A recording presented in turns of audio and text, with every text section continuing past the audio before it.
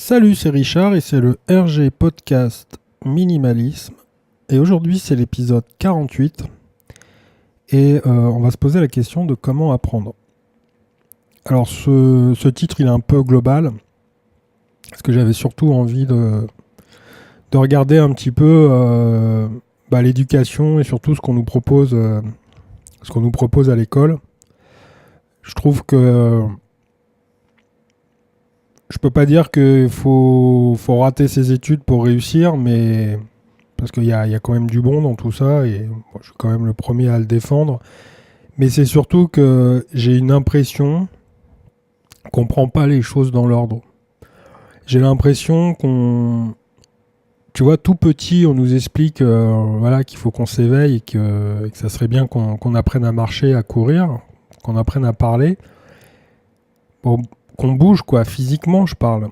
Et puis rapidement, t'expliques que, bah oui, et puis de plus en plus, surtout maintenant, avec les médias et tout ça, il y a pas mal de gens qui en font un métier et qui gagnent énormément d'argent avec, quoi.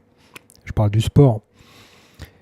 Et quand tu regardes un peu autour, de façon globale quand même, on est les derniers dans l'histoire. C'est-à-dire qu'on on imagine que faire une activité sportive, faire une activité tout court, bah c'est pour ceux qui n'ont pas trop dans la tête, ou bah c'est pour les plus anciens qui préfèrent et qui aiment bien aller faire des petites marches autour de leur lac avec leur chien, ou tu vois.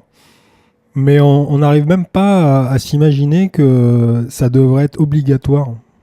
Quand je dis obligatoire, c'est vraiment obligatoire. C'est-à-dire que quand tu regardes un peu tous les dérèglements qu'il peut y avoir en termes de pollution, en termes d'alimentation, en termes de santé, quand tu vas dans les hôpitaux, regarde un peu l'état, c'est souvent des gens âgés, c'est pas... Bon voilà, il peut y avoir des maladies, mais je veux dire, la majeure partie des gens, quoi. Tu regardes dans l'état où ils sont, et tu te dis, c'est pas possible. C'est pas possible qu'une personne ayant eu une activité physique n'est pas, soit dans cette situation-là. Alors, il y a eu la pénibilité, hein. Il y a eu des gens qui ont travaillé. Moi, je vois, j'ai travaillé dans le bâtiment.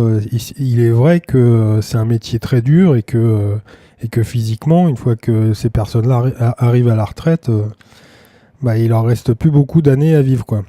Mais je veux dire, bon, je reviens quand même sur l'éducation. Ça devrait être la première chose. C'est-à-dire que une activité physique te permet de restructurer vraiment tout ce que tu fais derrière. C'est-à-dire que si t'es penseur, si tu crées, si tu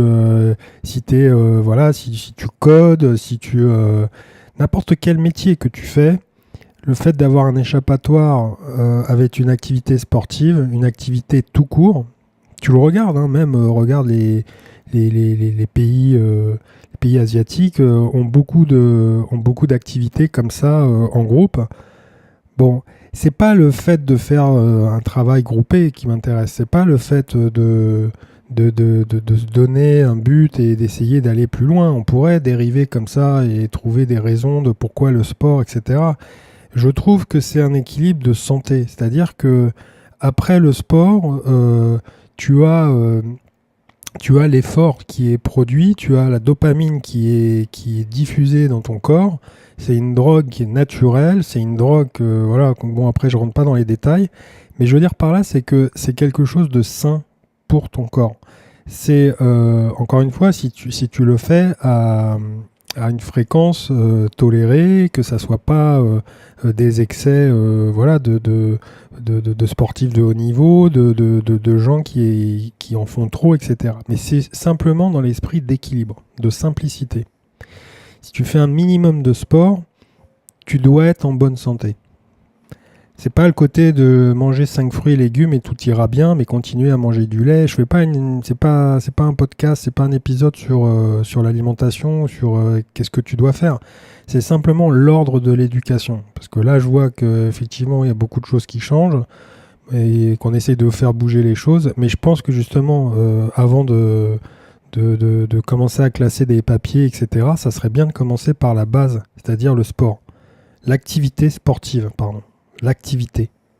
Le fait de marcher un peu, le fait de vraiment d'avoir une sensation que ton corps n'a pas ou n'a plus parce qu'on l'assiste, quoi. C'est l'escalator, c'est la voiture, c'est le bus, c'est le fait voilà, de passer des années et des années cumulées sur une chaise devant un écran, parce qu'on est de plus en plus devant des écrans. Ça, je trouve que voilà, on lève plus la tête, le téléphone aussi. Donc tu vois, c'est ce côté-là qui m'intéresse. Moi, je trouve qu'on devrait commencer par ça. On devrait arrêter de dire ouais, mais voilà, donc lui il fait du sport, donc bon, c'est pas trop ça. Ça devrait être la priorité. Ça devrait être les gens très intelligents devraient faire du sport, tous, et pas nous expliquer que c'est mieux de pas bouger parce que ça c'est ennuyeux. Il n'y a rien de plus ennuyeux que d'être figé à un endroit et de jamais bouger, de jamais varier les plaisirs. Et dans tout ça, ce que je veux dire, c'est que ça augmente ta créativité, forcément. Va marcher 1 heure, réfléchis aux problèmes que tu as, et tu verras, ça ira mieux après, quoi que tu dises. La deuxième chose qui me paraît évident, et qui ne l'est pas en France, surtout en France, c'est la musique. La musique, la création, le truc qui fait que d'un seul coup, tu peux pas... Enfin, tu le sais toi-même, enfin, après, est-ce que tu laisses musicien ou voilà, où tu as des notions ou quoi, mais c'est un truc qui rassemble, c'est une émotion, c'est plus l'intellectuel, c'est plus l'instinct, c'est les émotions qui reviennent comme ça d'un coup, et c'est quelque chose d'assez stupéfiant à observer quand tu regardes voilà, comment les gens réagissent en fonction de la musique qu'ils sont en train d'écouter, ou voilà, en fonction du moment, de la période. Ça, c'est un truc hyper important, je pense, parce que quelqu'un qui maîtrise, je parle pas de faire carrière, hein, encore une fois, hein, c'est pas le tuto, c'est pas là pour dire voilà, tu vas devenir musicien, tu vas devenir sportif et tout ira bien.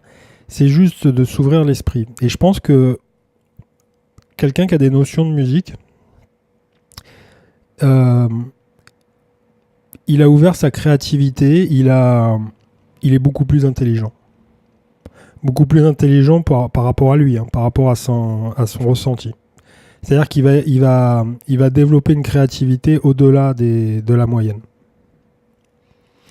En Russie, c'est tout à fait normal, n'importe qui dans la campagne et autres, de savoir jouer aux échecs. Tu sais que les échecs, c'est très bon pour la mémoire, pour la réflexion, dans plein de domaines, ça te permet vraiment d'avoir cette espèce de stratégie, d'anticipation et de règles, encore une fois, de gérer des problèmes. On devrait apprendre, on devrait se dire, bah voilà, moi je pense que c'est une bonne matière, avec un bon coefficient. À quoi ça sert d'apprendre quelque chose qui, dans 20 ans, sera complètement dépassé par rapport à la personne qu'aura appris. Il va se focaliser là-dessus. Il va apprendre ça, bête et discipliné. Il est bon, il a des bonnes notes, on lui a dit qu'il était merveilleux, et puis dans 20 ans, il est dépassé. Vaut mieux quelqu'un qui soit en bonne santé, qui ait une bonne réflexion et une bonne analyse, grosso modo, qui soit face à des problèmes et qui arrive à les gérer. Je te dis pas de devenir ingénieur et de savoir remonter et démonter un frigo systématiquement, mais l'idée, elle est là. C'est-à-dire que par rapport à toutes les matières qu'on peut nous expliquer, toute la générosité standard, parce que bien sûr, à part faire l'école à nos enfants de façon privative, mais c'est très compliqué de faire une école standard personnalisée. Moi, je crois qu'il faudrait commencer par des détails comme ça, mais des détails.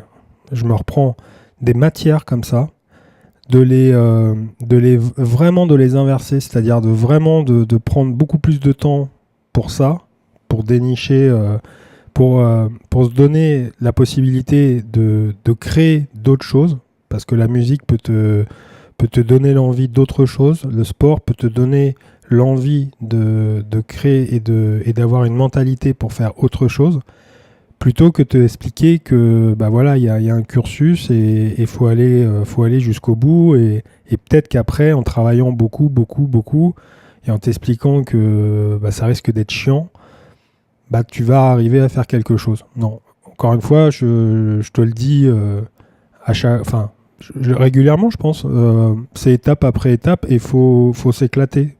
Faut surtout, faut surtout essayer de décomposer systématiquement. Donc on revient sur l'ingénieur, mais décomposer systématiquement les gestes, les pas, tout ce que tu fais pour que ça soit vraiment, que tous ces problèmes-là deviennent, t'aies envie de les régler et que tu te dises putain c'est vraiment bien quoi. Donc peut-être le projet, je le finirai à la fin de ma vie et jusqu'à la fin de ma vie, bah, tous ces petits projets-là, je vais m'éclater. Et je pense que en, en développant ces deux matières, en mettant vraiment le grain, en évitant de dire bah oui, enfin c'est dépassé quoi. Ça fait 30 ans que c'est dépassé et qu'on continue à en parler. Mais la musique s'arrête pas à une flûte, même si sur le principe, je comprends le gars qui avait dit on va prendre quelque chose de pas trop volumineux, de pas trop cher, et puis faut essayer d'inventer autre chose. Faut donner un intérêt autre dans ces matières-là.